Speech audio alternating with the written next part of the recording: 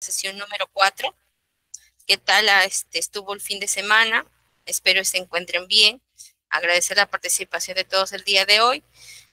Bueno, voy a proyectar la diapositiva. Me comentan si es que la pueden visualizar, por favor.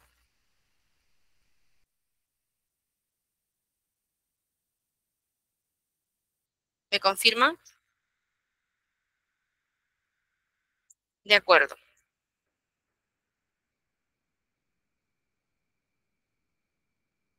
Bien, chicos, la didáctica es la misma.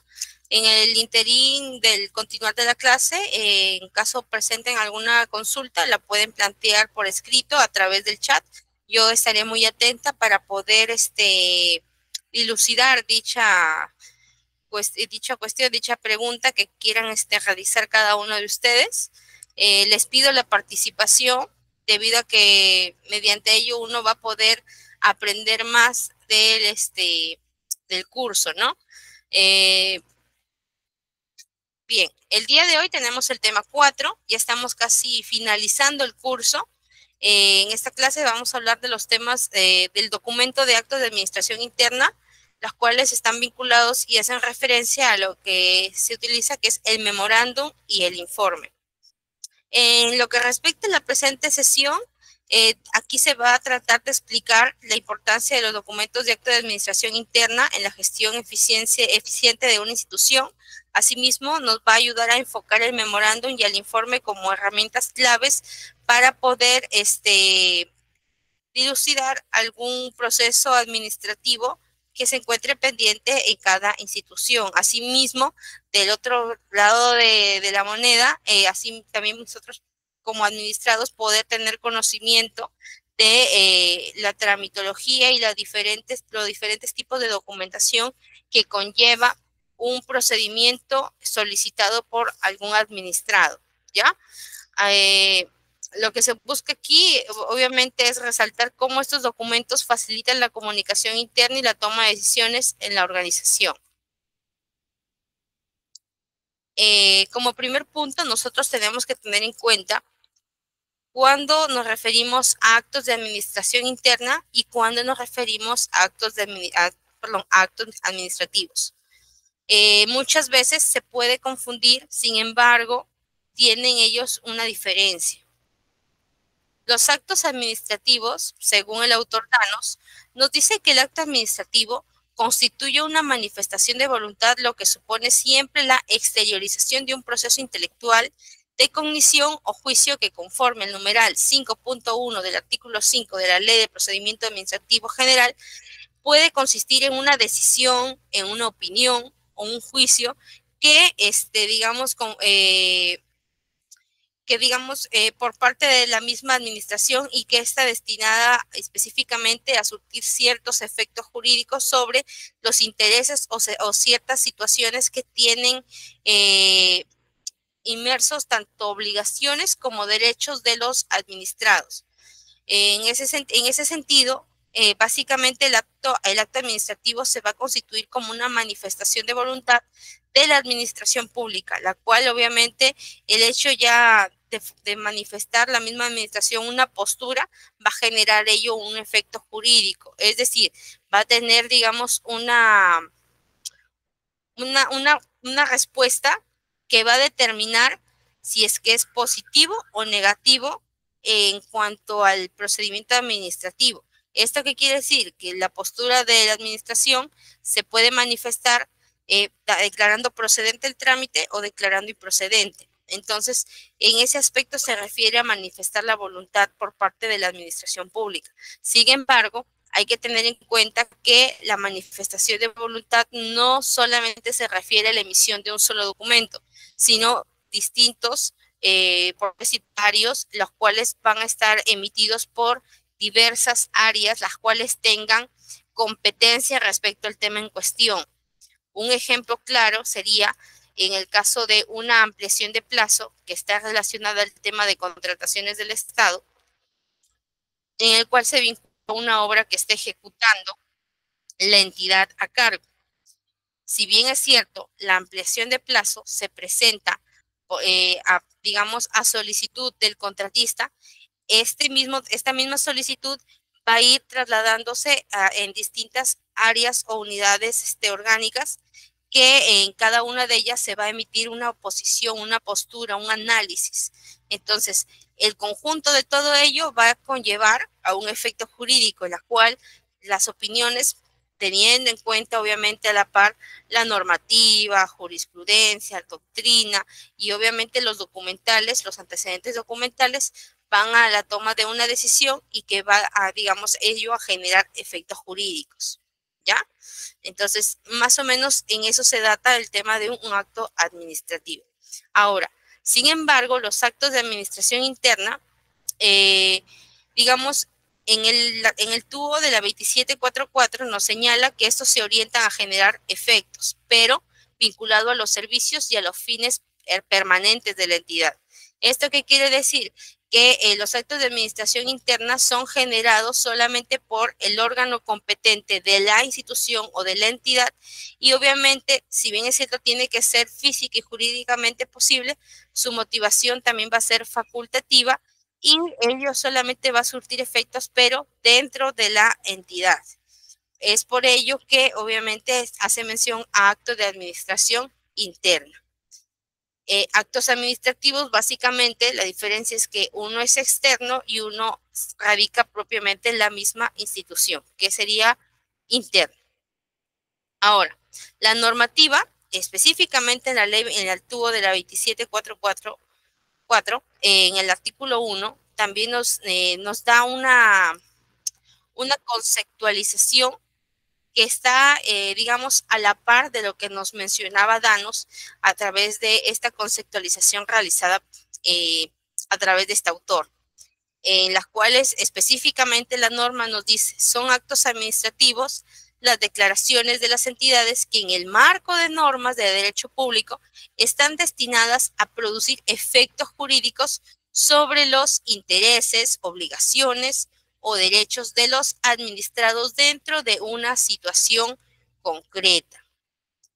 Ahora, dice también dentro de la misma norma, no son actos administrativos los actos de administración interna de las entidades destinadas a organizar o hacer funcionar sus propias actividades o servicios. Allí con ello estamos básicamente a través de la misma normativa ya está haciendo una diferencia. Cuándo es acto administrativo y cuándo es acto de administración interna, ¿ya? También nos dice, estos actos son regulados por cada entidad con sujeción a las disposiciones del título preliminar de esta ley y de aquellas normas que expresamente así lo establezcan. Los comportamientos y actividades materiales de las entidades. Ahora, ¿a qué nos referimos de que digamos, los actos de administración interna están regulados por cada entidad y con sujeción a las disposiciones del título preliminar de esta ley? ¿Qué quiere decir? Que no, digamos que las mismas entidades van a tener que emitir o tienen sus propios lineamientos, sus propias directivas, que obviamente tampoco pueden superar a lo establecido en el título preliminar de la ley del tubo de la ley 2744. O sea, tienen que estar, digamos, reguladas por dentro de los límites establecidos en esta norma, ¿ya? O sea, no pueden ir más allá de lo establecido en la ley 2744, ¿ya? Eso es en cuanto a las diferencias y a las posturas que se tornan en cuanto a los actos de administración y los actos administrativos internos. Ahora, asimismo, en el artículo 7 también nos habla de un régimen de los actos de administración interna, donde nos dice que estos básicamente están orientados a la eficacia y la eficiencia de los servicios y los fines permanentes de las entidades. Son obviamente estos emitidos por órganos competentes. Su objetivo debe ser física y jurídicamente posible y su motivación es facultativa, cuando los superiores jerárquicos impartan las órdenes a sus subalternos en la forma legalmente prevista.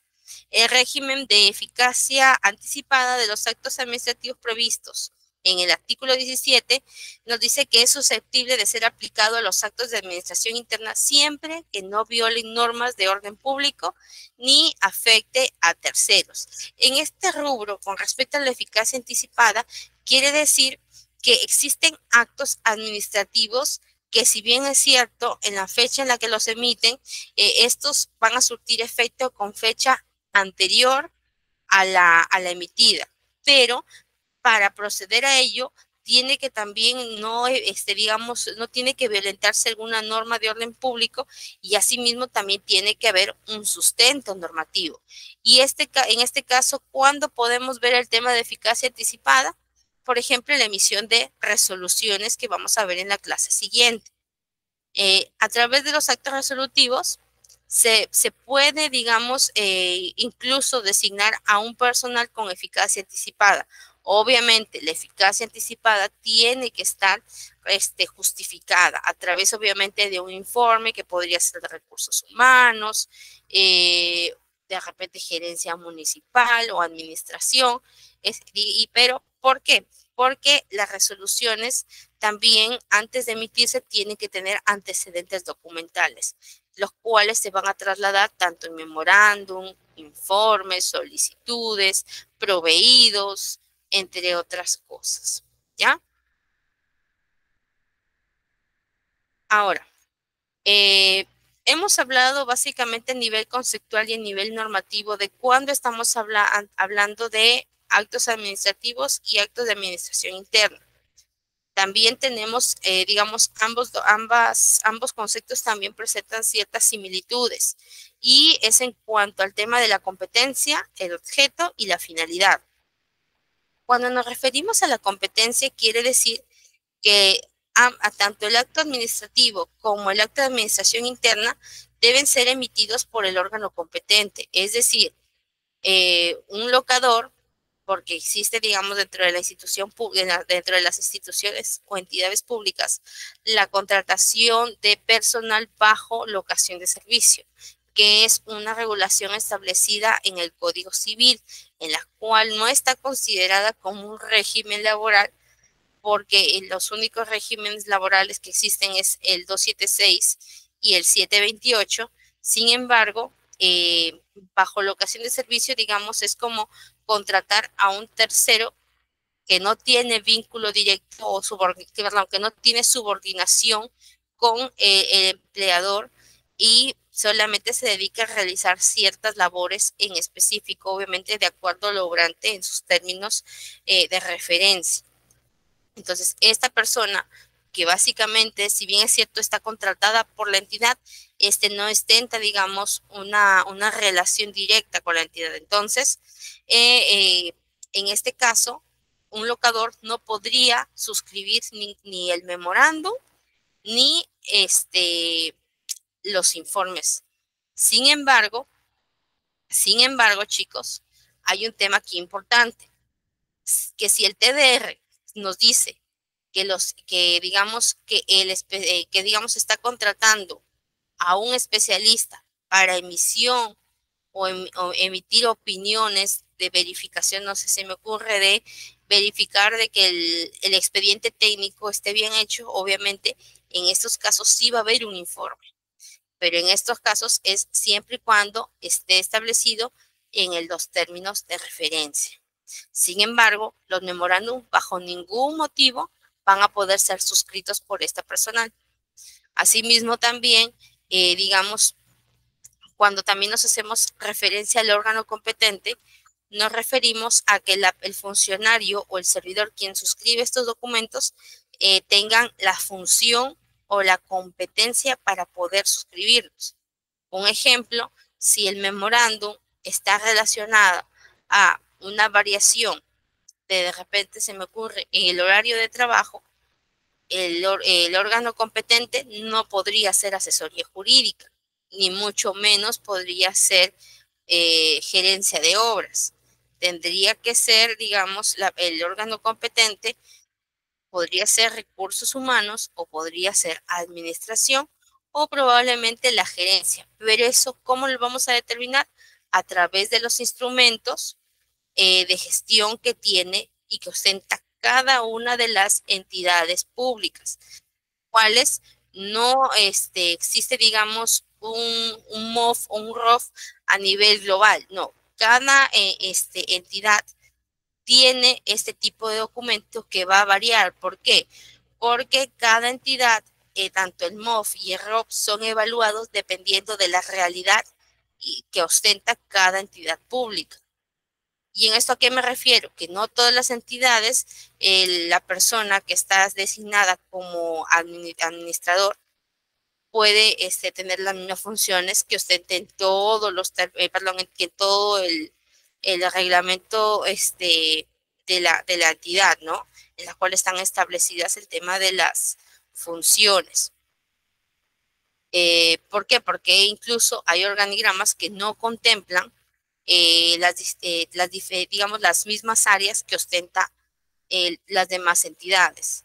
Hay entidades que no tienen el área de administración, sin embargo, sí tienen el área de recursos humanos.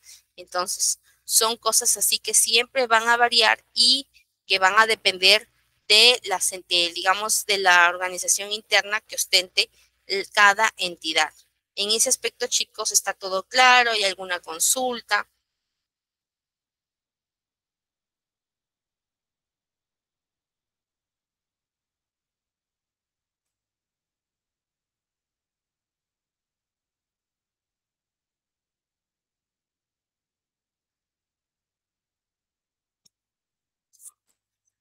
Bien, creo que no hay ninguna consulta. Continuamos.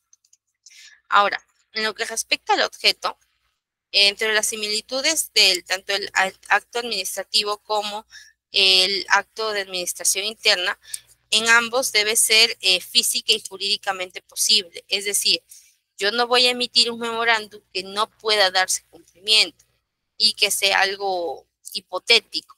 Tiene que ser algo que esté enmarcado dentro de la norma y que puede ejecutarse, ¿ya? Eso es en cuanto al tema y a lo que nos referimos al objeto, ¿no? Ahora, en lo que respecta a la finalidad, esto quiere decir que en la medida de que ambos están destinados a proteger el interés público, la finalidad pública es un elemento que comparten. ¿Por qué? Porque ambos son documentos que están inmersos dentro de la administración pública y van a tener y tienen en cuenta el tema del interés público o interés global. No hay un interés en particular. No es de que porque yo, funcionario, me conviene, emite este documento. No. La finalidad quiere decir es para quiénes está dirigido este tipo de, digamos, la emisión de cada una de las opiniones. ¿Por qué? Porque siempre va a ser en beneficio de la población. Cuando uno trabaja en el Estado, siempre tiene en cuenta que como servidor público uno está para servir a la población. Sin embargo, uno también tiene que actuar dentro de nuestras competencias. Es decir, yo por más que quiera servidor público, yo no voy a poder atender casos en los cuales yo no tenga competencia. ¿Ya? En ese aspecto también tienen que tener siempre en cuenta ello. Ahora, ya habiendo hablado respecto de las similitudes de los dos tipos de actos que hemos mencionado, estos también ostentan ciertas diferencias. Dentro de ellas son el tema de los efectos y el otro es la motivación. En lo que respecta a los efectos, quiere decir que el acto administrativo está destinado a generar efectos sobre los intereses y derechos de los administrados. Sin embargo, los actos de administración interna se orientan a generar efectos en los servicios y a los fines permanentes de las entidades.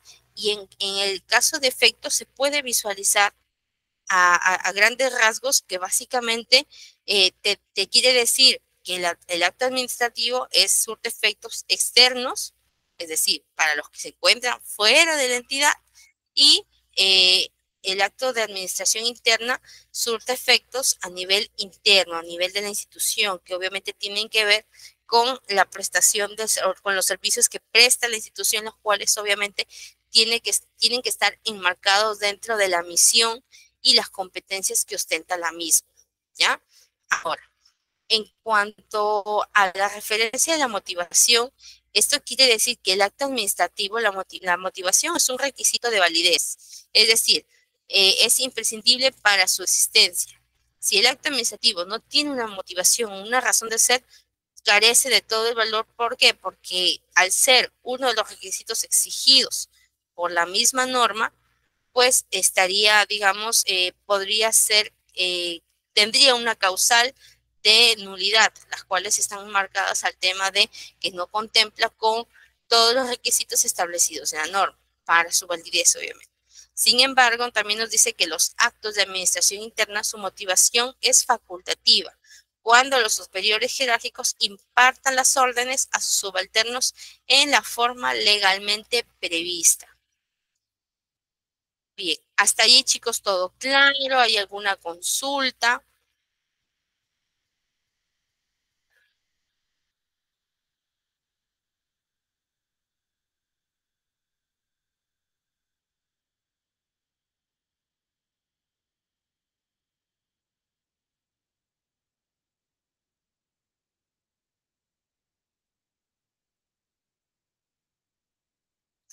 Bien, creo que no hay ninguna consulta hasta el momento. Voy a asumir que todo está claro. Bien, habiendo ya hecho, digamos, una conceptualización de cuándo aplica para un acto administrativo y cuándo es aplicable el tema de actos de administración interna, pasamos a tratar ambos documentos que tienen relación directa con el tema que ya hemos venido desarrollando. Ahora, en lo que respecta a estos dos documentos, tenemos el memorándum y el informe. Sin embargo, iniciamos por lo que es el memorándum. El memorándum es, digamos, proviene de la palabra latina que se designa memoria, que quiere decir recordar algo que debe tenerse en la memoria. Hay que tener en cuenta que este tipo de documento, que es el memorándum, es un documento laboral que también se conoce como memo o también puede ser denominado memorando, el cual básicamente puede ser utilizado como medio de comunicación administrativa entre el personal que labora en las empresas, instituciones públicas, ya sea privadas o dependientes del gobierno. Sin embargo, básicamente este va a ser el documento a nivel interno de la institución que va a permitir la conexión de entre un área y otra. ¿En qué sentido se van a poder comunicar?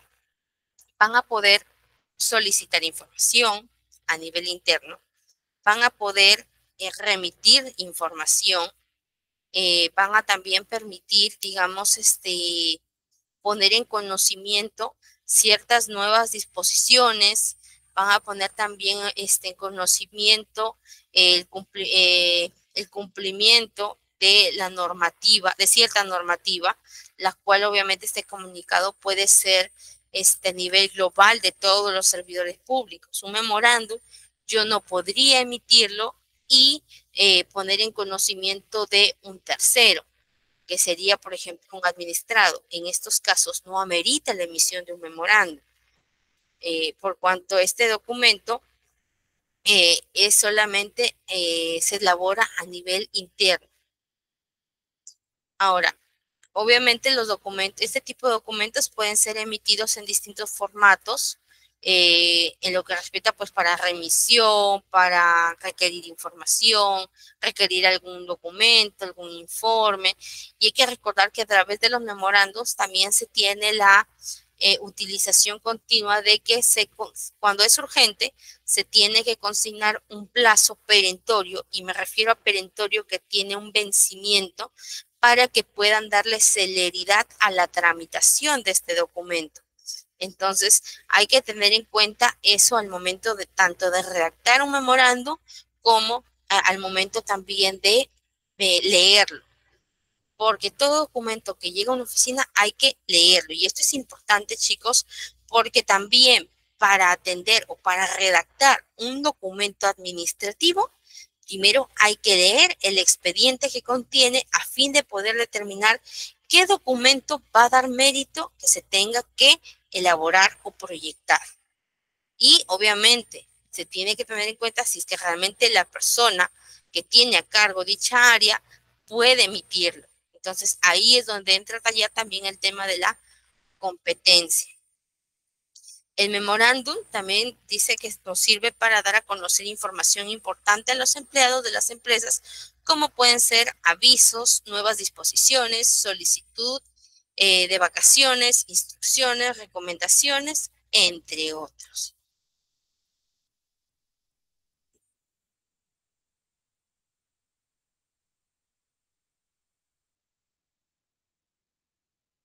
Ahora, dentro de las características de un memorándum nos dice, es una comunicación escrita y de tinte formal, por lo que suele estar impresa en un papel con distintivos o a lo sumo contar con un encabezado oficial. Suele ser breve. Este tipo de documentos, que son los memorándum, la característica más particular que tienen es que son breves. Nunca van a superar más de una hoja, ¿ya? Normalmente son en ese carácter, tiene, digamos, una de las características que ostenta este tipo de documento. Asimismo, comunica un requerimiento, notifica una decisión o también instruye a una orden a quien lo recibe. En este caso, quiere decir, en el cual nos referimos a instruir una orden a quien lo recibe, se quiere decir que el empleador, en este caso sería, se me ocurre, gerente municipal en el caso de un gobierno local, a través de un memorándum, puede designarle la ejecución de, digamos, de una labor o de una función a un servidor público, con el objetivo, obviamente, de que pueda asumir las funciones que el funcionario venía desarrollando.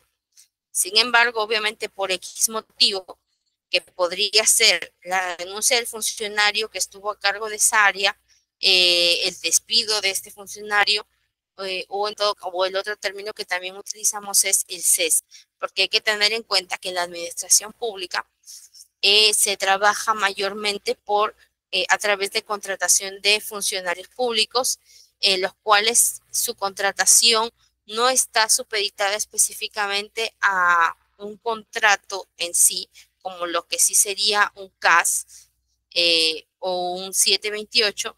Sin embargo, al ser, digamos, funcionarios y cargo de confianza, estos van a ser designados mediante acto resolutivo y su continuidad va a depender, obviamente, del trabajo que vengan o del desempeño que vienen realizando en dicha entidad y a decisión propia del titular del pliego. Ahora, normalmente ese tipo de documentos es emitido por una instancia oficial y está dirigido a sus subordinados o agentes adscritos o a las personas que pudieran estar interesadas en la información que contiene. Ojo, si bien es cierto, dice, y que a las personas que pudieran estar interesadas en la información que contiene, no quiere decir de que este documento, que sería el memorándum del cual estamos hablando, puede ser notificado al vecino, no, solamente a las partes que están inmersas dentro de dicha situación concreta, pero pertenecientes a la entidad, ¿ya? Porque de no ser el caso, si se quiere poner en conocimiento lo que se viene realizando, se va a tener que emitir una carta, un proyecto de carta en la cual va a estar dirigida al administrado, ¿ya?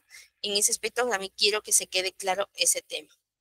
Hay que recordar, chicos, también que los memorándum, al igual que el oficio, que la carta, este tipo de documentos van a contener también el tema de una numeración o el tema del término que usamos que es serializados, los cuales obviamente ese tipo de documentos no se puede permitir el tema de la duplicación del documento. ¿Por qué? Porque esos documentos tienen que archivarse en el acervo documentario de la entidad, lo cual va a permitir poder, digamos, trazar la historia o el antecedente de un procedimiento administrativo. Nosotros como entidad pública tenemos la obligación, si mal no recuerdo, de custodiar este tipo de documentación por un plazo de 10 años, máximo de 10 años. Obviamente también existe una normativa que también nos instruye, tanto como servidores y funcionarios públicos, para que el resguardo de ese tipo de documentación también sea realizado con el debido cuidado necesario. no solamente para el cuidado de documentos, sino el cuidado de nuestra salud, por cuanto el papel tiende a emitir un polvo, una polilla, que esto podría afectar a los pulmones. Entonces, aquí ya me estoy saliendo un poquito del tema, pero la normativa sí establece también ciertas, ciertas limitaciones para la custodia y cuidado de esta documentación, las cuales también van a conllevar el cuidado de el derecho a cuidar la salud de los trabajadores y de las personas que tienen a cargo el resguardo de este tipo de documentación. Ahora, en los tipos de memorándum tenemos una gran gama de tipologías. Sin embargo, los principales y los cuales siempre van a tener ustedes que tener presentes son dos: el memorándum simple y el memorándum múltiple. En el caso del memorándum simple, es el que se encuentra obviamente dirigido a una determinada persona con el fin de transmitirle con mensaje directo la ejecución de ciertas acciones, ¿ya? Ahora, en lo que respecta a memorándum múltiple, hay que tener en cuenta que este tipo de documento es el que está encaminado a un determinado conjunto de personas de tal forma o de tal manera de que se pueda comunicar el mensaje directo sobre un tema en común. Es decir, la emisión de un tenor con el mismo, un documento con la misma numeración, pero la designación de múltiples. Sin embargo, a quien va a ir dirigido es a partir de 2 a más personas. ¿Por qué les menciono estos dos tipos de memorando? ¿Por qué? Porque tanto el simple y el múltiple van a tener una numeración distinta. Sin embargo, cuando nosotros ya estamos hablando de memorándum de dirección, memorándum de control, memorándum de organización y memorándum disciplinarios, estos cuatro últimos están enmarcados dentro del grupo de memorándum simple. ¿Por qué? Porque en todos estos casos se está dirigiendo a una sola persona. Sin embargo, el tenor siempre va a variar. Sin embargo, la numeración va a tener que ser la misma que, digamos, el correlativo de los memorándum simples. Porque tanto en este caso, que es el memorándum de dirección, el memorándum de control, el memorándum de organización y el memorándum disciplinario van a estar dirigidos a una sola persona. Sin embargo, hay que también tener en claro algo, chicos. Cuando nosotros hablamos de memorándum simple, no quiere decir que este tipo de documento no pueda derivarse una copia para conocimiento de otra persona. Es decir, al finalizar el documento, nosotros en una clase que, si mal no recuerdo, fue del oficio, habíamos aprendido a utilizar el tema del término C.C, que es con copia. Entonces, en este caso del memorándum, en el memorándum tanto múltiple o simple, en ambos se va a poder aplicar el CC.C, con copia. El hecho de que diga con copia no quiere decir que vaya a tener que variarse a un memorándum múltiple. No, hay que tener en cuenta que una cosa es que el memorándum múltiple se derive directamente al grupo de personas, y otra muy distinta es de que en el memorándum múltiple o en el memorándum simple se consigne, digamos, alguna numeración o las siglas de dos o más áreas, las cuales se uno como funcionario o servidor quiera poner en conocimiento de dichas áreas que se ha tramitado un documento en específico. Eso no va a afectar a que sea simple y a que sea múltiple. Hasta allí todo claro. ¿Hay una pregunta, chicos?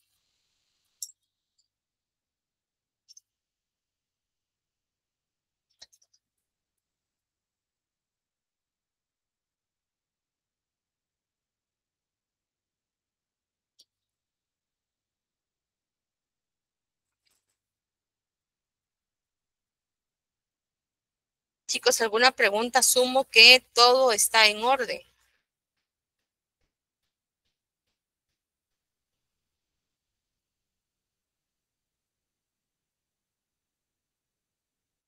Bien, asumiré que todo está en orden por parte de ustedes. Ahora, cuando nosotros nos referimos a memorándum de dirección, estos están enmarcados a que estos documentos son emitidos por autoridades, por la autoridad superior para dar órdenes o instrucciones específicas. En este caso, por ejemplo, un memorándum de dirección puede ser de que se remita un memorándum simple con el tenor de que se le está designando una instrucción o una orden a algún servidor público o algún otro funcionario al cual, digamos, de manera jerárquica, esté en más jerarquía que a quien le van a ordenar dicha actuación. Dentro del tenor, obviamente, vuelvo a repetir, va a ser un memorándum simple, la numeración va a ser referencia a memorándum simple, pero en el tenor va a ir consignado, digamos, a nivel textual, la designación de, digamos, alguna función digamos, alguna orden o instrucción en específico para que pueda ser ejecutado por la persona a quien va a ir dirigida. Ahora, en lo que respecta a memorándum de control, son utilizados para supervisar y verificar el cumplimiento de las normativas y procedimientos. En este aspecto tenemos nosotros, obviamente, que hay áreas que las cuales de manera continua siempre viene informando, obviamente, o emitiendo diversos memorándum múltiples de conocimiento de todas las unidades orgánicas a fin de poner en conocimiento de repente la emisión de una norma o de una directiva, y asimismo también a veces suele instar a cada una de las áreas al cumplimiento de ciertas disposiciones emitidas en el transcurso del tiempo. Ahora, cuando nosotros hablamos de memorándum de organización, estos están relacionados con la estructura y organización interna de la entidad. A través de estos memorándum, del mismo modo, va a estar dentro del rubro memorándum simple, se va a poner en conocimiento de, digamos, se me ocurre, podría ser el tema de el cambio de un organigrama, de repente el tema de el cambio de un área a otra. Sin embargo, también va a poder ser emitido a través de un memorándum simple, las cuales ya están enmarcadas al tema de emisión de un reglamento interno, la modificación de, se me ocurre, de un lineamiento que tiene mucho que ver con el orden de las normas y de procedimientos que siempre se vienen manejando en la institución en cuestión, ¿no? Ahora, si nosotros ya nos referimos a memorándum disciplinarios, ese tipo de documentos o de memorándum netamente van a ser memorándum simple. ¿Por qué? Porque estos, digamos, ya tienen que ver con advertir a los empleados o sancionar a los empleados por incumplimiento o falta. Obviamente, la emisión de este tipo de documentos, que son los memorándum disciplinarios, van a tener mucho que ver con las conclusiones o la finalización de un procedimiento administrativo sancionador, el cual obviamente se inicia por presuntas faltas existentes por parte del funcionario o servidor público. Hay que tener en cuenta que para ello también hay una norma.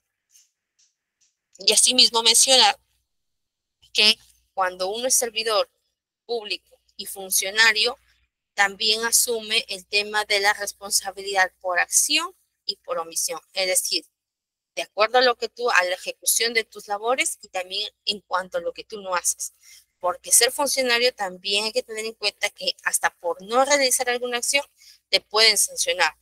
A veces suele ser muy confuso, pero si me preguntan en qué caso se aplica de que a una persona se le pueda sancionar por no hacer nada, pues yo les comento que puede ser aplicado en un caso específico en los cuales se me ocurre, por ejemplo, una persona, un funcionario, tiene a cargo, se me ocurre el área de Procuraduría Pública, quienes tienen a cargo el tema de la defensa pública de la entidad o la institución, y estos de repente tienen un proceso judicial con un tercero y Procuraduría no realiza la contestación de demanda, en consecuencia es declarado rebelde.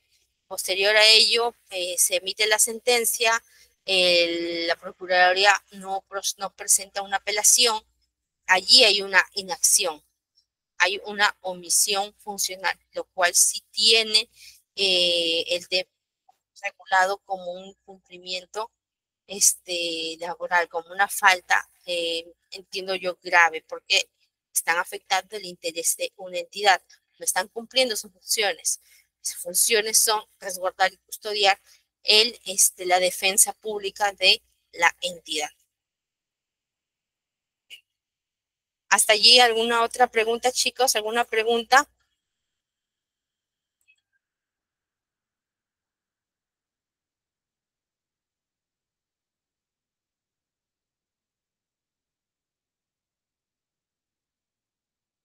Bien, continuamos entonces, chicos. Ahora, dentro de las partes del memorándum, nosotros podemos visualizar una imagen en la cual dice memorándum, año 2021, dice siglas. Básicamente ustedes pueden aquí visualizar el tenor de lo que conformaría un memorándum. ¿Ya, chicos? Eso sería una estructura normal que presenta un documento como tal. Como pueden visualizar, el memorándum es muy breve, no es amplio, no requiere mucho análisis. Sin embargo, el hecho también de que sea breve tampoco quiere decir que sea muy fácil de realizar, porque para ello también uno tiene que tener en claro qué es lo que va a querer, qué es lo que va a querer uno plasmar en el documento. El solo hecho ya de redactar es complicado, pero como yo siempre les vengo diciendo desde la primera sesión, si bien es cierto, no es fácil, pero tampoco difícil. Y va a depender mucho de la continuidad en cuanto a, de repente, lectura, la redacción de documentos. Básicamente es el tema de la práctica. Y eso va a depender de cada uno de ustedes, ¿ya, chicos? Ahora, como estructura primera, tenemos lo que es el membrete de la organización. Todo memorándum tiene que estar identificado con el membrete de la organización, que puede ser la consignación del logo y la denominación de la unidad ejecutora o de la institución o entidad pública, la cual tiene a cargo la emisión de este documento. Asimismo, también se tiene que consignar el nombre del año, lo cual siempre va a ir variando de manera anual y siempre a inicios de cada año. Ahora, en lo que respecta a la numeración, hay que tener en cuenta que antes de numerar el memorándum, siempre va a ir consignada la palabra memorando, pero también puede utilizarse memorándum y también puede utilizarse memo. Normalmente yo personalmente suelo usar tanto memorando como memorando. Sin embargo, hay instituciones que a veces sí te exigen que solamente apliques uno de sus términos. De repente les van a decir, no, eso está mal escrito, pero ustedes, como ya llevaron su curso de redacción de documentos de gestión administrativa, saben que ambos casos son aceptados por la Real Academia Española, así que no hay ningún problema con el hecho de consignar memorando o memorando. ¿Ya, chicos? Ese aspecto sí tiene que quedar eso claro. Ahora, en lo que respecta a la numeración, ya se les ha mencionado que la numeración va a variar, nunca se debe repetir para evitar el tema de confusiones. La numeración va a permitir la individualización del documento y con ello facilitar la ubicación de ese tipo de documento. Evitar también confusiones, porque en un hipotético los casos en los cuales de repente una resolución se me ocurre de gerencia municipal esté relacionada a un adicional de obra y en este se ha consignado el número de un memorándum 12, pero por equivocaciones, lamentablemente también la misma área ha emitido otro documento con número 12, memorando número 12. Entonces, de repente, supongamos que haya sido materia de una denuncia este documento, Fiscalía solicita esta información y ustedes, obviamente, supongamos que salió el funcionario de esa área que tenía cargo y ustedes asumen como funcionarios, les piden la remisión en copia simple o fedateada de este memorándum 12. Ustedes, obviamente, desconociendo de la situación, van a su archivador y revisan el memorándum 12 sin conocer el conocimiento del tema del contenido del documento y lo reenvían o lo remiten a Fiscalía. Y Fiscalía recibe el documento y dice, bueno, pero esto no tiene nada que ver con la materia. ¿Qué es lo que está pasando acá? Y eso va a ser obviamente materia de una investigación. Y hay que evitar ese tipo de confusiones. Una, porque puede haber un caso así, de tal magnitud, y que va a generarse obviamente ciertas suspicacias o suspicacias por parte del Ministerio Público en que haya de repente algo oculto en la emisión de estos documentos o que de repente que el memorándum 12 se haya emitido o sea, de repente el memorándum haya sido falsificado, qué sé yo, y eso va a crear un tema de una investigación para un funcionario, ¿no? Un servidor público que haya suscrito este documento. Entonces, siempre hay que tener en cuenta y tener mucho cuidado con respecto a la numeración, evitar el tema de los errores. Entonces, para eso ustedes pueden optar por colocar de repente en una hoja bond en la pared, colocar el tema de la numeración desde el 1 hasta el 50, se me ocurre, y conforme van emitiendo esta documentación, ustedes van marcando el número que van utilizando para evitar las confusiones y siempre coordinar también con sus compañeros. Y les digo ello porque esa fue una medida que uno adoptó para evitar las repeticiones de la documentación, porque eran ya errores muy continuos. Entonces, hay que tener mucho en cuenta. ¿Y por qué ocurrían por esas situaciones? Porque no solamente una persona emitía el memorándum, sino habían 10 personas en un área y no se coordinaba bien y ya cuando emitían la documentación se daban cuenta de los errores y generaba, la verdad, puede ser muy sencillo el tema de la numeración, pero acarrea un problema muy grande que obviamente nadie quiere tener que ir a declarar a fiscalía, eso acarrea un tema de pérdida de tiempo, de dinero, en cosas, ¿no? Entonces, eso es en cuanto hay que tener en cuenta el tema de la numeración. Posterior a ello, se va a utilizar el tema de el número del año, el cual tiene que ser el actual, se consigna un slash, se consigna las siglas de la entidad, en este caso estamos hablando de la entidad Proyecto Especial Chirapiura, por tanto en siglas siempre van a ser PECHP-406008. Ustedes se preguntarán por qué, de dónde voy a sacar esta numeración. Pues les comento, chicos, que esta numeración va a depender del sistema que se le llama SIGEA, las cuales cada una de las entidades públicas ostentan, digamos, un código y sus mismas unidades orgánicas también ostentan un código. Así como nosotros tenemos DNI, hay unidades orgánicas o áreas que sí ostentan una numeración, que básicamente va a ser como su documento de identidad, ¿ya? Y eso obviamente eso obra en el mismo sistema denominado SIGEA y que permite la verificación del documento a nivel virtual a través de esta plataforma, ¿no? Va a permitir el tema de la búsqueda con mayor precisión. Ahora, posterior a ello, también tenemos la parte que denominamos información. En esta se va a ir consignando el tema de la persona a quien va a ir dirigido el documento y la persona también quien suscribe el documento. Hay que tener en cuenta que tanto en la consignación de la persona a quien suscribe y a quien se le remite el documento va a ir que se va a consignar nombre y apellido completo y el cargo que desempeña y el área a la cual tiene a cargo. Ahora, en lo que respecta al asunto, en esta parte se coloca el resumen de lo que se trataría el tema dentro del memorando.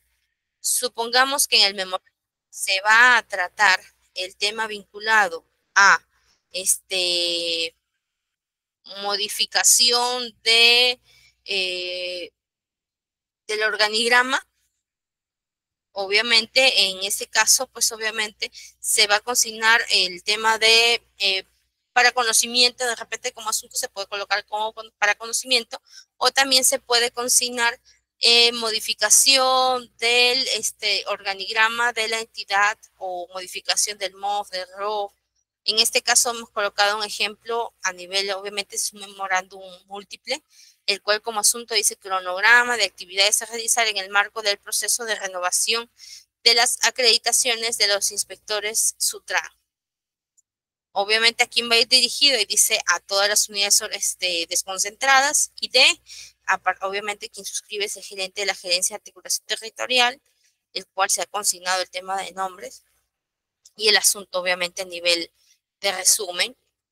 Y como referencia, recordar la referencia siempre y cuando se esté dando, digamos, atención o se esté trasladando un comunicado que ha sido emitido por otra unidad orgánica.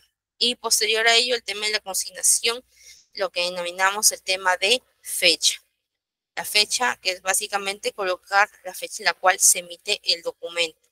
Hay que no olvidar, chicos, que la referencia no aplica para todos los casos, solamente son para casos específicos en los cuales se te tenga que poner en conocimiento del antecedente o el motivo por el cual se está emitiendo el memorando, ¿ya? Hasta allí todo claro, ¿hay alguna consulta? En lo que respecta al cuerpo o texto de este documento, en este apartado lo que se busca es expresar de manera muy detallada y precisa el motivo por el cual se está colocando, digamos, los datos fundamentales y necesarios por los cuales se va a enmarcar el memorando. En el caso en específico, en el cual lo he trasladado allí en la misma diapositiva, es un ejemplo en el cual la persona quien suscribe el documento, que vendría a ser un funcionario, está solicitando a su gerente el tema de una autorización para poder participar de un congreso. Sin embargo, le está pidiendo autorización para que éste pueda participar como funcionario público en representación de la entidad. Entonces, bajo ese supuesto, sí necesita la autorización por parte del gerente general y motivo por el cual obviamente lo documenta. Aquí pueden visualizar que primero inicia con el término tengo a bien dirigirme a usted en virtud del documento de la referencia mediante el cual se detalla la programación del séptimo Congreso Regional. Ya se está dando, digamos, como que un resumen de lo que se va a desarrollar y al finalizar, dice, en ese sentido, solicito se me brinde la autorización para poder participar de dicho congreso por los días indicados con anterioridad en aras de conocer proyectos innovadores y contribuir al futuro sostenible de nuestro medio ambiente como proyecto especial Chira Piura. Entonces, hay que tener en cuenta que tanto en este contexto y en el otro, también se tiene el tema de una estructura, la cual siempre va a detallar la introducción, el desarrollo y la conclusión en cuanto al tema de estructura. Ese es un tema estructural para poder organizar nuestras ideas y trasladarlas al documento. Finalizando, se consigna el tema de la despedida. La despedida obviamente está realiza de manera muy simple, las cuales solamente se van a utilizar ciertos términos, los cuales son atentamente, cordialmente, muy cordialmente y muy atentamente. Esas son las palabras mediante las cuales se va a dar la despedida del memorando. Posterior a ello, se consigna el tema de la firma y la rúbrica del documento. En esta parte se coloca la firma de la persona que emite el documento y la rúbrica que vendría a ser el visto que consignan en los documentos. Hay que tener en cuenta que como estos documentos son internos y los emite un funcionario público o el órgano competente, este va a identificarse a través de su sello o también puede emitirlo a través de su firma digital. Obviamente recalcando que la firma digital no es la que se va a copiar y pegar como imagen en el documento, es la que se va a consignar a través de ciertas autorizaciones que brinda RENIEC.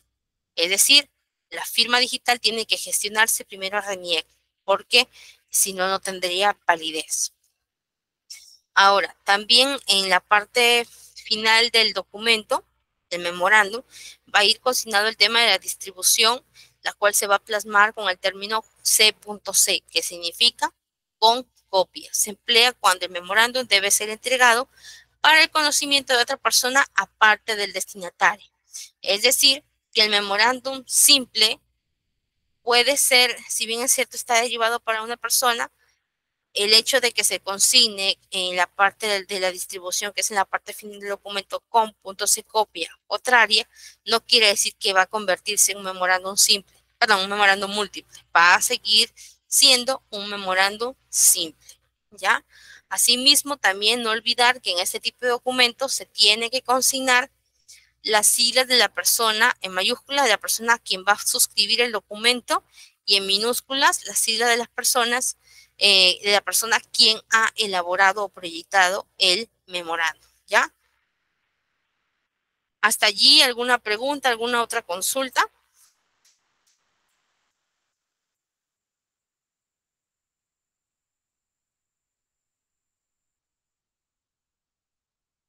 Bien, creo que no hay ninguna consulta aún.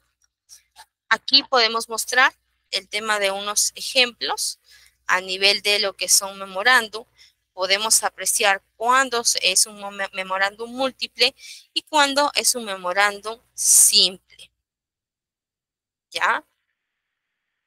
Se consigna memorándum múltiple, valga la redundancia, y aquí en el caso de memorándum simple solamente se va a colocar el término memorándum. ¿Ya? Memorándum o memorándum. No hay ningún problema con eso.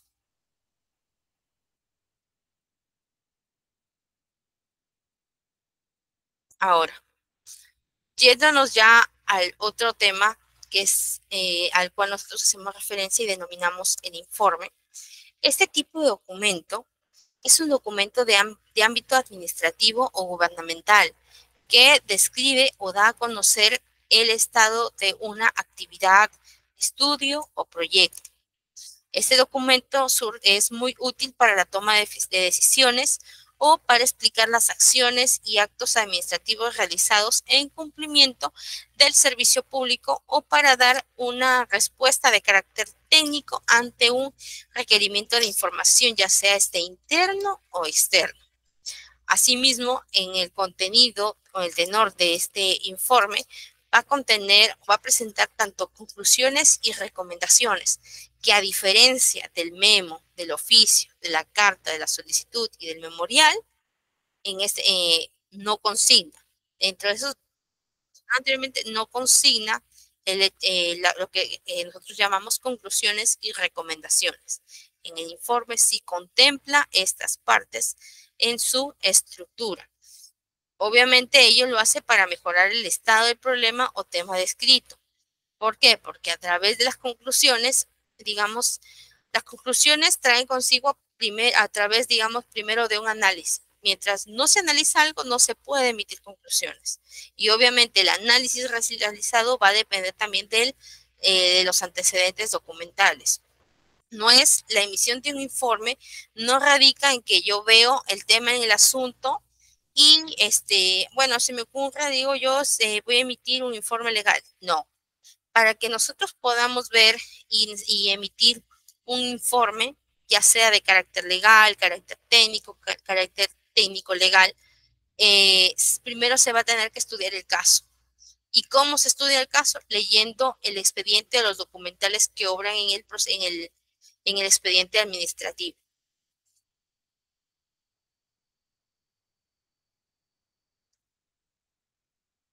Bien, ahora, este tipo de documentos hay que recordar que se dirige tanto a jefes o directores como una base para que ellos puedan tomar ciertas decisiones. Normalmente los directores o los funcionarios solicitan un análisis del caso a través de sus especialistas y que estos emiten ciertos informes que van a darles luces para poder, que ellos puedan determinar si procede algo o no procede, o en su defecto, qué acciones ellos deberían de tomar como sugerencia, obviamente que ellos lo trasladan, para poder aplicar al caso en cuestión. Supongamos que existe un conflicto social entre alguna población. Entonces, antes de emitir de repente el tema de emitir conclusiones o de determinar si procede o no, el funcionario, quien tiene ya básicamente la última palabra, va a tener que revisar los documentales y también va a tener que de repente, si en caso lo requiere, requerir algún informe complementario. Y a través de esos documentales va a recién tomar una decisión. Hay que tener en cuenta que el redactor de este tipo de documentos debe de manifestar cuál es su opinión, pero como profesional. No es de que yo voy a emitir el documento y voy a decir, bueno, a mí me parece que tal caso debería hacerse así, así, así, así, así. No, hay que tener algo en cuenta. Quien emite el informe tiene que ser alguien que haya estudiado el caso y que maneje la materia. O se denomina a veces especialista o como experto. Obviamente, ellos tienen que tener la capacidad para poder analizar ese tipo de situaciones, obviamente en el marco de la infinidad de normas que existen en la administración pública, ¿no? Y como ya mencioné, a través de ello presentan el tema de las conclusiones que vienen a ser situaciones en las cuales se determinan tal cosa, las cuales están debidamente acreditadas y como recomendaciones, posibles soluciones que se podrían ejecutar para poder solucionar dicha situación. Ahora, hay que tener en cuenta que el hecho de consignar recomendaciones no quiere decir que estas recomendaciones sean cosas hipotéticas, no. Las recomendaciones tienen que ser soluciones que se puedan ejecutar. No es porque, bueno, a mí se me ocurrió y digo, bueno, puede que para solucionar tal conflicto necesite hacer, no sé, se me ocurre, necesite llevar a cabo una reunión. Con la reunión no puedo yo dar una solución, también tengo que ser algo realista respecto a esa situación, es algo muy, muy ambiguo, digámoslo así, consignar una recomendación de tal magnitud, y la cual obviamente no va a generar la finalidad de la emisión del documento. Hay que tener en cuenta, vuelvo a repetir, el informe va a ser un determinante para poder solucionar o tener una postura de cierta situación en cuestión. Hasta allí todo claro, chicos. ¿Alguna consulta, alguna pregunta?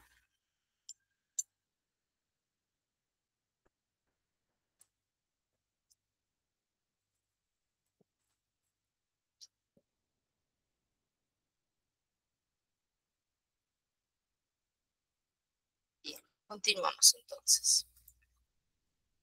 Ahora, dentro de los tipos de informe, chicos, yo he considerado aquí solamente trabajar dos: informe simple o también denominado administrativo y el informe técnico. Sin embargo, obviamente existen diversos otros informes que van a variar dependiendo del contenido. Básicamente, los tipos de informe van a variar por el tenor que ostente. Si es un análisis a nivel normativo, va a ser un informe legal. Si es un análisis a nivel de carácter, digamos, que tiene que ver con ingeniería, saneamiento físico legal, va a ser un informe técnico.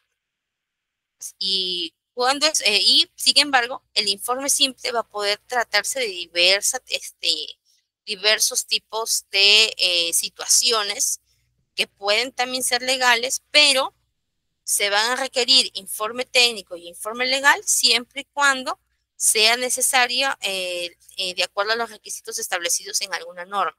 Supongamos, no sé, se me ocurre que Ya, un caso específico en el cual te piden un informe técnico es a través de repente el ANA. El ANA te dice, dentro de sus requisitos, dice que para que puedan otorgar el tema de una concesión, sí, alguna concesión para explotación de repente en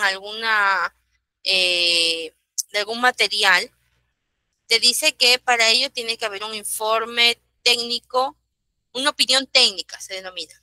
Entonces, yo a mi informe, en el contenido va a ser un informe, pero la parte introductoria va a ser opinión técnica.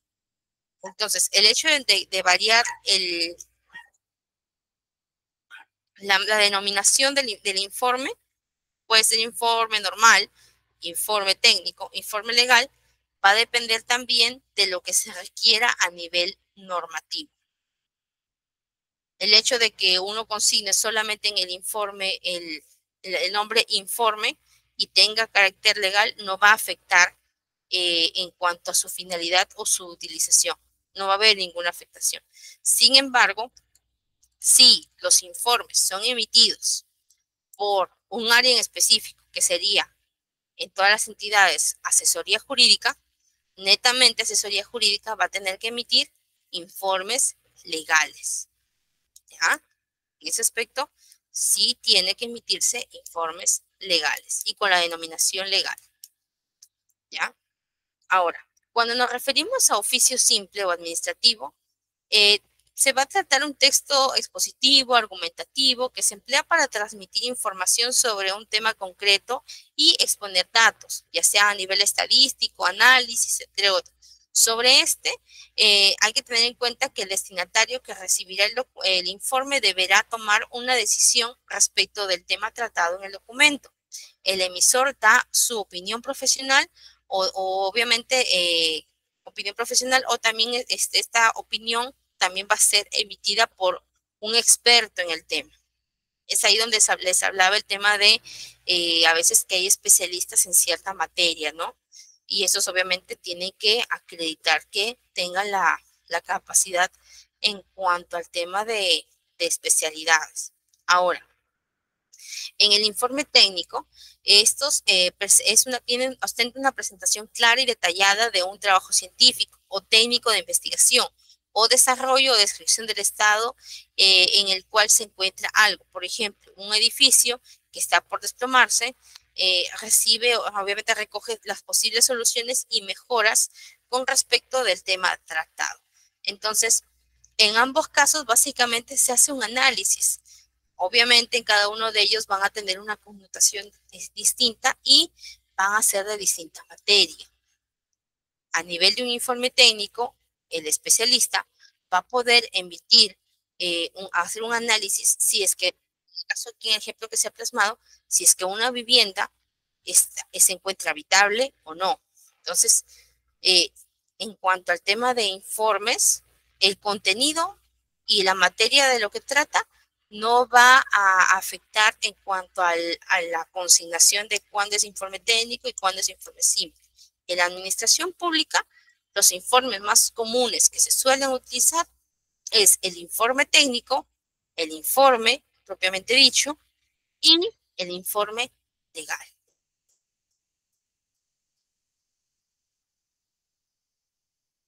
Ahora, dentro de las características del informe, estos van a tener un estilo riguroso y preciso. ¿Por qué? Porque estos documentos son elaborados por profesionales o especialistas en una materia en específico. Asimismo, estos van a ostentar un lenguaje claro y objetivo. El texto se complementa con gráficos o estadísticas. Sin embargo, esto es opcional. No en todos los casos se va a tener que consignar gráficos o estadísticas. Asimismo, la extensión varía en función del tipo de documento, perdón, del tipo de informe, la exigencia de los solicitantes o el carácter de la investigación. Es allí donde les hablaba con respecto a la estructura de estos documentos. Existen informes que van a ser mucho más amplios que otros y esto va a depender obviamente del análisis que realicen y de los documentales que obren en el expediente. ¿Por qué? Porque dentro de los antecedentes se van a tener que consignar la mayoría de documentos que se ha venido trabajando antes de llegar hasta la emisión del informe, que sería el área que estaría elaborando el informe. Ahora, de repente ustedes se preguntan y van a tener esta incertidumbre en algún momento en las cuales van a decir, bueno, entonces yo tengo un informe y con esto basta y sobra. No, chicos. Hay situaciones en las que van a requerir más de un informe. Volviendo al tema o al caso de una ampliación de plazo, no solamente bastaría con un informe a cargo de infraestructura o de obras en las cuales nos digan que se declare el procedente el trámite. No, esta solicitud y estos informes que también han sido emitidos por obras se van a tener que trasladar a otra área. Y esta área va a tener también, en cuanto a su competencia y a lo que sus facultades le permite, van a tener también que evaluar la situación y ver si es que ello va a proceder. No es que van a emitir el mismo tenor, no. Supongamos, a nivel de ingeniería, obras estaría emitiendo un informe de carácter técnico, pero normalmente obras emite informes que solamente se denominan informes, pero dentro del contenido van a detallar a nivel técnico cómo se encuentra la obra, si es que ha cumplido con la consignación de los asientos en el cuaderno de obra, si es que ha cumplido con los presupuestos establecidos en la norma, entre otras cosas. Sin embargo, el informe de obras no va a ser el dirimente, no va a ser el que va a decir, bueno, con el informe de obras ya emite el acto resolutivo para que proceda tal ampliación de plazo. No, para ello, por conducto regular, también va a ser derivado al área que se denomina asesoría jurídica. Y asesoría jurídica va a tener también que verificar si es que se está cumpliendo los lineamientos normativos, si es que ha sido presentado dentro del plazo, va a tener que verificar ello a través de la presentación de la recepción de la solicitud presentada por el contratista, entre otras cosas. Y a partir de allí va a emitir también otra opinión, pero desde la perspectiva legal. Tenemos la perspectiva técnica y tenemos la perspectiva legal. Y a través de esos documentos, obviamente, más los antecedentes que ya han habido, se va a poder recién emitir el acto resolutivo. Entonces, la emisión de informes no siempre es un solo informe sobre un caso en específico, sino que van a variar a partir de 2 o 3, va a depender de la complejidad del asunto y de las áreas que resulten competentes sobre cierto caso. Y en cuanto al tema de la exigencia a nivel de extensión del documento, aparte también varía en cuanto al tema de antecedentes, hay informes que también se requiere o se amerita a nivel de análisis, de repente la consignación de algún punto complementario, pero es siempre y cuando lo solicite, ¿ya? Entonces, eso es en cuanto a las características del documento. Hay que tener en cuenta, y eso es importante, tener siempre presente esto, el conocimiento de los antecedentes hay que tener siempre presente antes de emitir un informe. Hay que realizar también un análisis riguroso del asunto que suscita el informe. Asimismo, se tiene que hacer una precisión muy completa al momento de transcribir las conclusiones. Y asimismo, hay que tener claridad y facilidad al momento de plantear las recomendaciones. Es por ello que les decía que las recomendaciones tienen que ser físicamente ejecutables. No pueden ser hipotéticas. Ahora, en el caso del informe técnico, se requiere siempre una investigación exhaustiva. Van a tener que complementar a nivel norma técnica, términos muy técnicos que de repente a veces uno que no tiene el conocimiento de un ingeniero civil no va a poder entenderlo. Sin embargo, siempre hay que estar en coordinaciones para poder entender este tipo de documentación. Ese sí es un tip en el cual yo les recomiendo. Cuando a ustedes les toque de repente emitir un informe legal, en el caso de los abogados, y dependan de un informe técnico, coordinen entre áreas para que puedan ustedes entender la situación. Ahora, Dentro de la estructura del documento, lo que es el informe, hay que tener en cuenta que estos documentos, independientemente de la extensión, siempre a nivel general van a tener una estructura específica, ¿ya? O sea, en este aspecto no es que el informe es técnico, no va a tener conclusiones. Tampoco va a ser de que en el informe legal no va a tener antecedentes, no. A nivel general, se va a trabajar una estructura en específico, la cual sí vamos a trabajar aquí. Y es, digamos, antecedentes, análisis, conclusiones y recomendaciones. ¿Ya?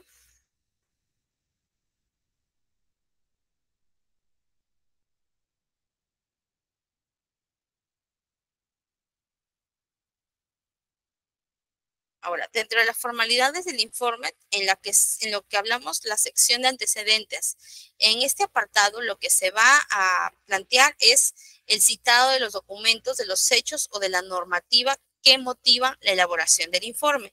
La cita documental, además, puede contener también un breve resumen de cada uno de estos antecedentes documentales, ¿ya? ¿Cómo ustedes de repente van a decir, Miss, pero ¿y cómo cómo voy a transcribir un antecedente? Ustedes van a colocar a través de numerales, lo siguiente, que, coma, mediante informe tal, o mediante oficio tal, o mediante carta tal, de fecha tal, suscrita por, ahí se consignan el cargo de la persona, remite o solicita se me ocurre, supervisor, la aprobación de una ampliación de plazo. Primer documento. Segundo documento, que mediante informe de fecha, se me ocurre, 8 de abril, suscrito por el supervisor de obra, quien remite al área de obras informe favorable para la aprobación de la ampliación de plazo. Documento 2. Tenemos dos antecedentes. Documento 3. Colocamos mediante informe de obras de fecha 8 de abril, suscrito por el gerente de obras, remite a asesoría jurídica, o a gerencia municipal, informe favorable respecto de la ampliación de plazo por tantos días. Y gerencia, al tener ya esos antecedentes, va a verificar si es que él considera, va a derivarlo de repente a asesoría jurídica para una opinión complementaria. Y es ahí como se van a ir emitiendo informe tras informe, pero es así como uno va a ir trasladando también a los antecedentes del análisis en cuanto a los antecedentes del informe, a nivel de resumen, cómo se trabajarían los antecedentes. ¿Ya? Ahora, en la sección 2 del documento, es en lo que nosotros nos referimos al análisis o desarrollo.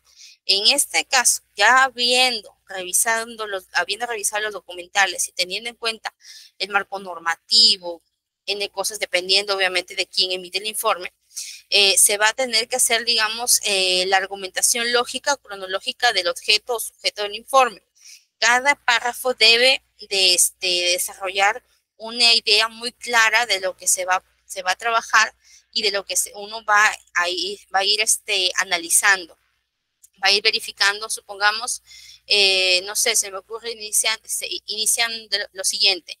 De los documentos, de los antecedentes documentales, se procedió al análisis respectivo de los cuales se ha podido verificar que el contratista ha presentado la carta tal, con fecha tal. Sin embargo, se tiene en cuenta que la fecha perentoria para la presentación de su solicitud debió ser con fecha tal, lo cual en contraste con lo obrante documentariamente se observa que ha sido presentado con fecha posterior, no estando dentro de el plazo establecido por la norma, por cuanto no podría proceder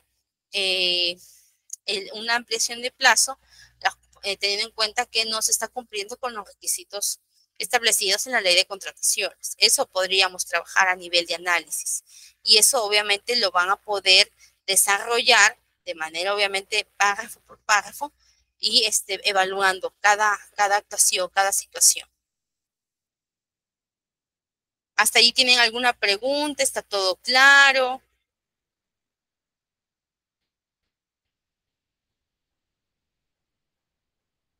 ¿Todo claro, chicos?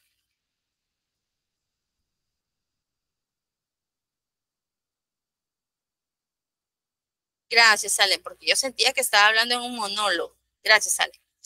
Bien, entonces, en la sección 3, chicos, tenemos el tema, el apartado de conclusiones.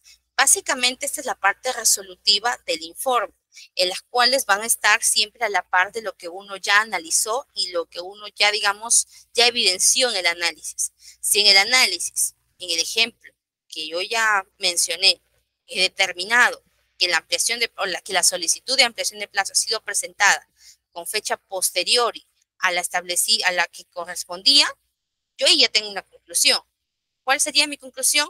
Sería que la ampliación de plazo presentado por el contratista A con fecha tal sería extemporánea por cuanto la misma debió ser presentada con tal fecha. Eso sería mi conclusión. Es muy directa, muy breve, muy precisa y siempre está a la par o en contraste con lo que nosotros hemos analizado en un primer momento. Ahora, en lo que respecta a la sección 4, y esto hacemos referencia a recomendaciones, en esto básicamente son las acciones o actos propuestos que pueden ser acogidos por la instancia superior jerárquica, a quien va dirigido el documento. Cada recomendación debe proponer una acción concreta y realizable. En caso de la recomendación proponga la redacción de un proyecto, debe de acompañarse el modelo o proyecto como anexo respectivo. Ahora, teniendo el caso que ya hemos trabajado de la ampliación de plazo, como recomendación, ¿nosotros qué podríamos plantear? Pues podríamos plantear que se emita el acto resolutivo declarando improcedente tal documento, tal solicitud de ampliación de plazo por extemporaneidad. ¿Por qué, chicos? Porque el tema de la ampliación de plazo, si uno no emite un acto resolutivo que declare procedente o improcedente, se declararía consentido.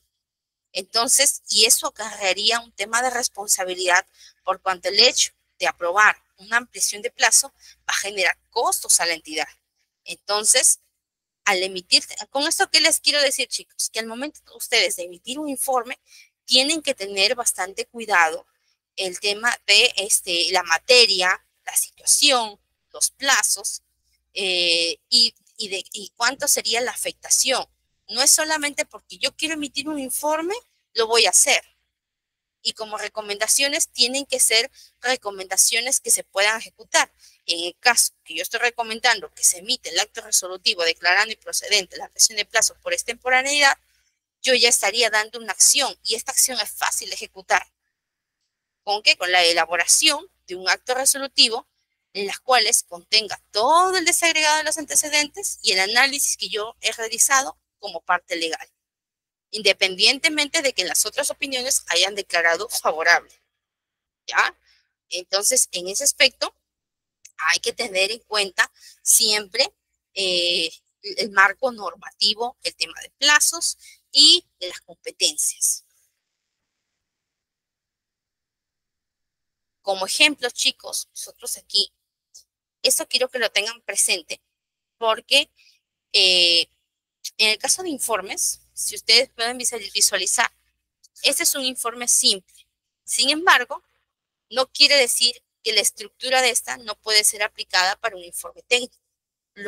Es la misma estructura, por lo cuanto lo único que variaría es que aquí, en lugar de informe simple, se colocaría informe técnico. Al igual que en base legal, se colocaría informe legal. Sin embargo, en el caso excepcional de informes legales, se tiene la premisa de que se tiene que colocar base legal como uno de los puntos dentro de los apartados, al igual que antecedentes, al igual que análisis, al igual que conclusiones y al igual que recomendaciones.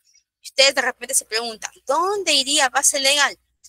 Normalmente se acostumbra a consignar base legal antes de los antecedentes o después de antecedentes. En ese aspecto del orden no hay ningún problema. Sin embargo, el orden que siempre debe prevalecer es análisis, desarrollo, perdón, análisis, conclusiones y recomendaciones. En ese aspecto nunca deben variar. ¿Ya, chicos?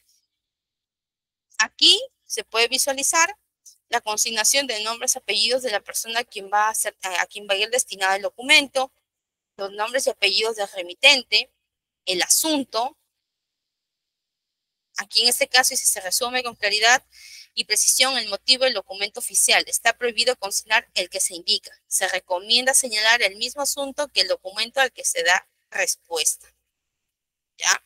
Y referencia, se va a ir consignando los datos, los documentos relevantes que van a ser necesarios mencionarlos para, teniendo en cuenta que el análisis va en el marco de todos estos documentos que han sido mencionados. Hay que tener en cuenta que el tema de antecedentes, chicos, es importante, siempre va a ir en orden cronológico, de la fecha más antigua hasta la más actual. ¿Ya? Eso siempre ténganlo más, bastante en cuenta. No es de que yo voy a consignar primero el documento, el último documento emitido y después culmino con la solicitud. No. Primero iría la solicitud que da inicio al trámite, al procedimiento administrativo, y culminaría con el último informe emitido. ¿Ya? En el análisis se realiza obviamente ya a detalle la argumentación lógica, normativa, técnica, lo que ustedes consideren necesario dependiendo de la materia o la situación en las cuales se necesita un informe.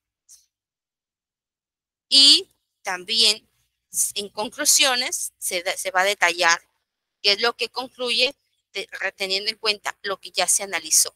Y recomendaciones, se consignan obviamente los planteamientos o las posibles soluciones que uno considere ejecutables para la solución de un problema o para que digamos, el funcionario tome ya una decisión definitiva o provisional, obviamente. ¿Cuál sería una decisión provisional? Que previa a la emisión de un informe se tenga que solicitar de repente una inspección. ¿En qué caso se aplicaría que previo a tomarse una decisión se verifique, se tome en cuenta o se realice una inspección? Cuando de repente se tiene que evidenciar si es que la persona a quien solicita no sé, que es posesionario de un inmueble, ustedes tengan que verificar si realmente esto está en posesión de esta persona o de repente simplemente está vacío.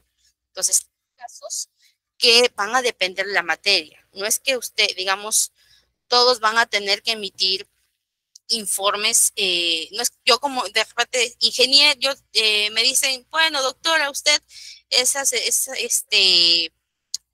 abogada, usted conoce contrataciones, emítame un informe técnico de una ampliación de plazo.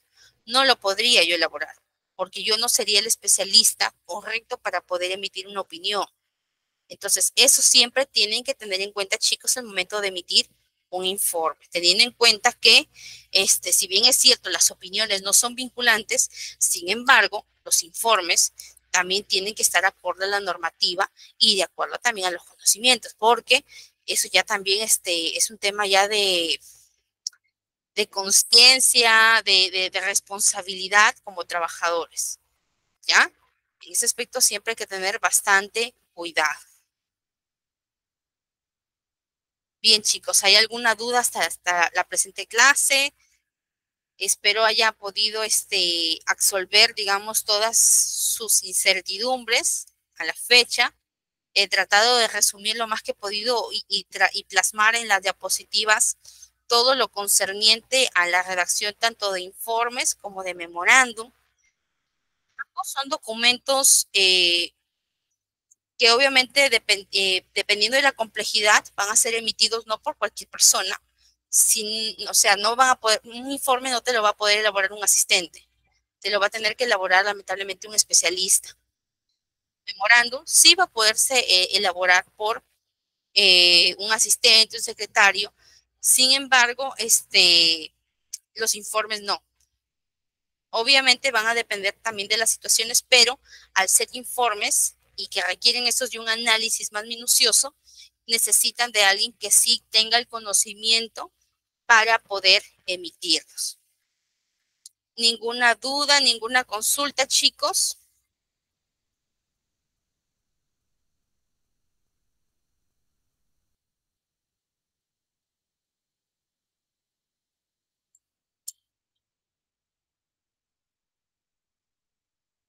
Bien, chicos.